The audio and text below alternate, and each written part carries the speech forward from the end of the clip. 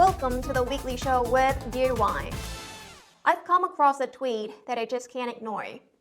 Danish entrepreneur Morten Lind Madsen, with 27 years of experience in China, debunked US lies about forced and child labor.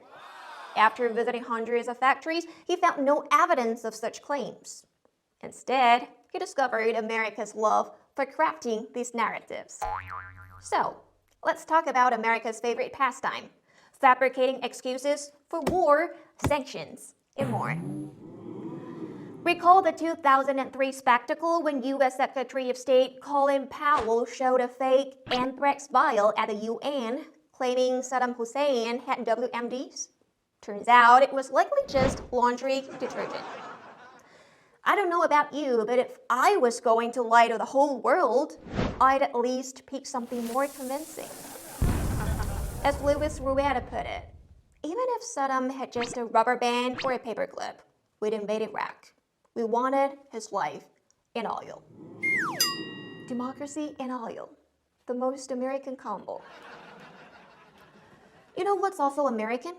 Recycling the same old lies to fit the narrative. It's like a magician repeatedly pulling the same rabbit from the hat, yet people still fall for it.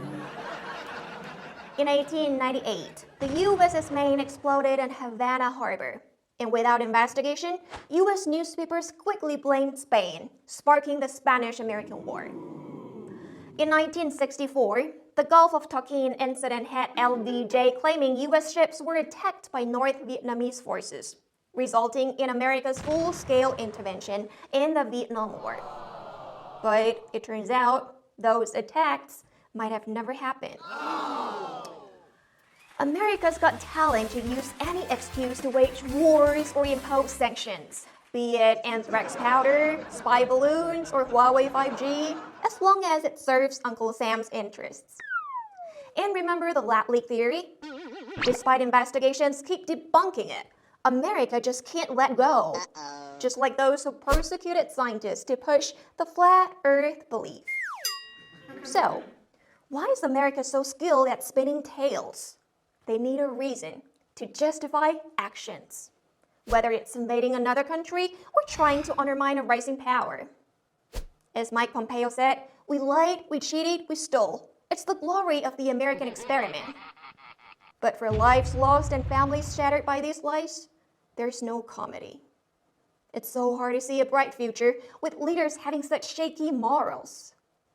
The world is waking up, and countries are uniting to change the status quo.